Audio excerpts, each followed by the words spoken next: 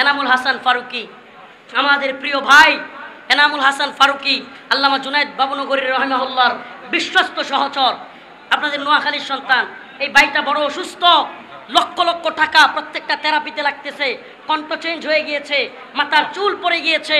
জালেম হাসিনার রিমান্ডে থাকতে থাকতে এই ভাইটা আজকে গলা, মাথা, তারপরে নাভি, যৌনাঙ্গ সব কিছু আজকে অচল অবস্থায় চলে গিয়েছে। এই ভাইটার খেয়াল রাখবেন। আপনাদেরকে আলেমদেরকে বলবো, নোয়াখালীর আলেম সমাজ, আপনারা ফান্ড কালেকশন করেন। প্রত্যেক দিন লক্ষ লক্ষ টাকা খরচ হচ্ছে। এই ভাইটা গত রাত্রে প্রায় আধা ঘন্টা কথা বলেছি, এই ভাইটার খেয়াল রাখবেন। আপনারা ফান্ড তৈরি করেন। বানবাসী মানুষের পাশে দাঁড়ানো যেমন দরকার, এই মাজলুম আজকে চেন্নাইয়ের হসপিটালে ভর্তি, তার পিছনে দাঁড়ানো আমাদের জন্য ওয়াজিব ওয়াজিব।